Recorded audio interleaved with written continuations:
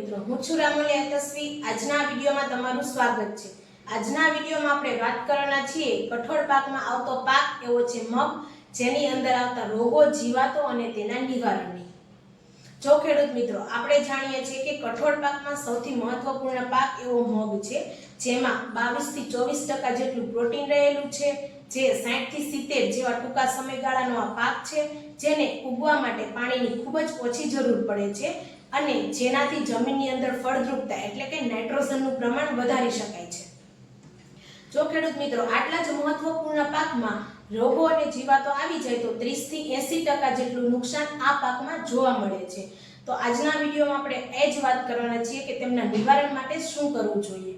તો સૌપ્રથમ આપણે વાત કરીએ મગના પાકની અંદર આવતી જીવાતોની, જેમાં પહેલી જીવાત છે એફિડ।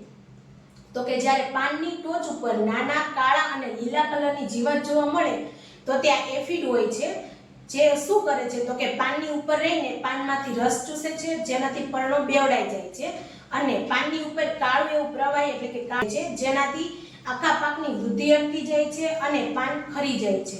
તો કે એફિડ જોવા શા માટે મળે છે? તો જ્યારે વાતાવરણ ઠંડુ અને સૂકું હોય અને વધુ પ્રમાણમાં નાઇટ્રોજન આપવામાં આવે તો એફિડનું પ્રમાણ ખૂબ વધારે પ્રમાણમાં જોવા મળે છે। તો કે તેના નિવારણ માટે શું કરવું જોઈએ?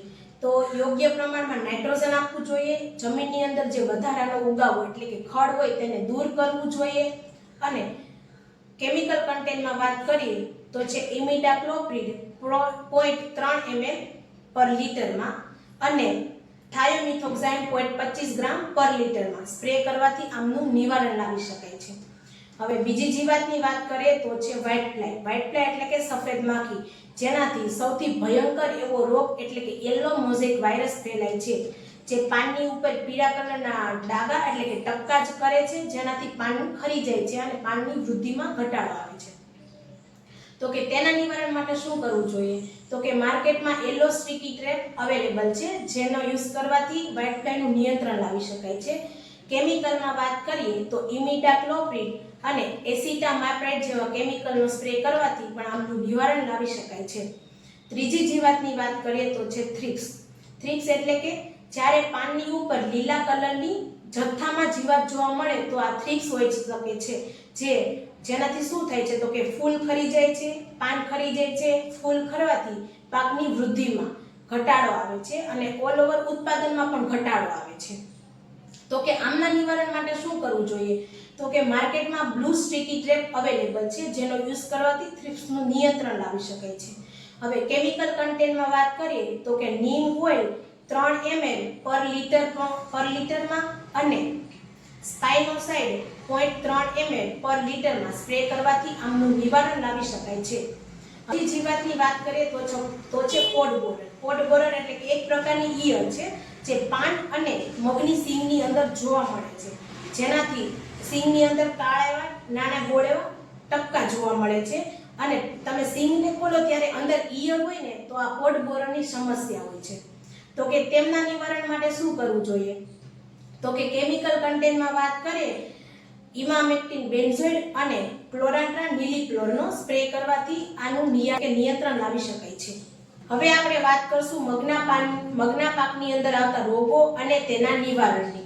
તો તેમાં સૌપ્રથમ રોગ છે yellow mosaic virus. Yellow mosaic virus એ મગના પાકની અંદર આવતો સૌથી ભયંકર રોગ છે, જેમાં 80% જેટલું નુકસાન આ રોગથી મગના પાકને થાય છે, તેથી આનું નિવારણ કરવું ખૂબ જ જરૂરી છે। આપણે આગળ વિડીયોમાં જોયું કે યલો મોઝેક વાયરસનો ફેલાવો વ્હાઇટ ફ્લાય થકી થાય છે, તો વ્હાઇટ ફ્લાયનું નિયંત્રણ કરવાથી આ રોગનું પણ નિવારણ સારી રીતે લાવી શકાય છે। હવે આપણે વાત કરીએ બીજા રોગની છે, એ છે સર્કોસ્પોરા લીફ સ્પોટ। તો કે તેમાં શું જોવા મળે છે?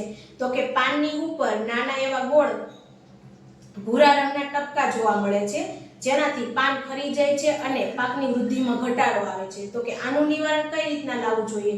તો કે મેન્કોઝેબ 2.5 ગ્રામ પ્રતિ લિટરમાં સ્પ્રે કરવાથી તેનું નિવારણ લાવી શકાય છે। હવે આપણે વાત કરીએ ત્રીજા રોગની, જે છે પાવડરી મિલ્ડ્યુ। તો કે પાવડરી મિલ્ડ્યુમાં શું જોવા મળે છે? તો કે સફેદ કલરનો પાવડર મગના પાનની ઉપર અને તેમના સિંગની ઉપર જોવા મળે છે, જેનાથી તમને પાવડર જેવો ભૂકો પડ્યો હોય પાનની ઉપર એવી રચનાનું નિર્માણ થાય છે। તો આના નિયંત્રણ માટે શું કરવું જોઈએ? તો કે એના નિયંત્રણ માટે સલ્ફર અને હેક્સાકોનાઝોલનો સ્પ્રે કરવાથી પાવડરી મિલ્ડ્યુનું પણ નિવારણ લાવી શકાય છે. હવે આપણે વાત કરીએ ચોથા રોગની, એ છે એન્થ્રેક્નોઝ. તો કે એન્થ્રેક્નોઝમાં શું થાય છે? તો કે ઘાટા ભૂરા એવા ટપકા જોવા મળે છે પાન ઉપર, જેનાથી આપને એવું લાગે છે કે પાનની ઉપર કાણા પડી ગયેલા છે. હવે તેમના નિવારણ માટે શું કરવું જોઈએ? તો કે મેન્કોઝેબ પ્લસ કાર્બેન્ડેઝિમનો સ્પ્રે કરવાથી આમનું નિવારણ લાવી શકાય છે. હવે આપણે વાત કરીએ રોગ એટલે રૂટ રોટની. રૂટ રોટમાં શું થાય છે? તો કે જે મગનો જમીનને અડેલો ભાગ છે તે સડી જાય છે અને કાળો પડી જાય છે, જેનાથી આખા પાકનો નાશ પામે છે. હવે તેમના નિવારણ માટે શું કરવું જોઈએ? તો કે જ્યારે મગના ખેતરની અંદર પાણી ભરેલું રહેતું હોય તો તેને નિયંત્રણ કરવું જોઈએ, અને જ્યારે મગના પાકનું વાવેતર કરીએ ત્યારે ટ્રાઇકોડર્માની સીડ ટ્રીટમેન્ટ આપીને તેનું વાવેતર કરવું જોઈએ. તેનાથી આ રોગનું પણ નિવારણ લાવી શકાય છે. જો ખેડૂત મિત્રો, આપણે અગાઉના વિડીયોમાં જોયું કે મગના પાકમાં ઘણા બધા રોગો અને જીવાતો આવે છે, તો તેને યોગ્ય સમયે અને યોગ્ય પ્રમાણમાં નિયંત્રણ કરવાથી આ રોગનું પણ નિવારણ લાવી શકાય છે. આ રોગનું નિવારણ લાવવા માટે ઘણી બધી એવી બાબતો છે જેને ધ્યાનમાં રાખવાથી આરામથી તમે નિવારણ લાવી શકો છો. જેવી કે માર્કેટમાં સર્ટિફાઈડ સીડ અવેલેબલ છે, જેનું તેમનું જ વાવેતર કરવું જોઈએ. દર વખતે એકને એક પાકનું ખેતરમાં વાવેતર ન કરવું જોઈએ, અને આપણે જે મગના પાકને નાઇટ્રોજન કે યોગ્ય પોષક તત્વો આપીએ તે યોગ્ય પ્રમાણમાં જ આપવા જોઈએ, વધારે પ્રમાણમાં ન આપવા જોઈએ. અને જ્યારે મગના પાકનું વાવેતર કરતા હોય ત્યારે તેનું સીડ ટ્રીટમેન્ટ કરીને જ વાવેતર કરવું જોઈએ. આવી ઘણી બાબતોનું ધ્યાન રાખીને આપણે મગના પાકનું ની અંદર જે રોગો અને જીવાતો આવે છે તેનું નિવારણ લાવી શકીએ છીએ. જો ખેડૂત મિત્રો, તમને આજનો આ વિડીયો સારો લાગ્યો હોય, માહિતી જાણવા લાયક લાગી હોય, તો અમારા વિડીયોને લાઈક કરો, અમારી ચેનલને સબસ્ક્રાઇબ કરો અને તમારા બીજા ખેડૂત મિત્રોને આ વિડીયો શેર કરો.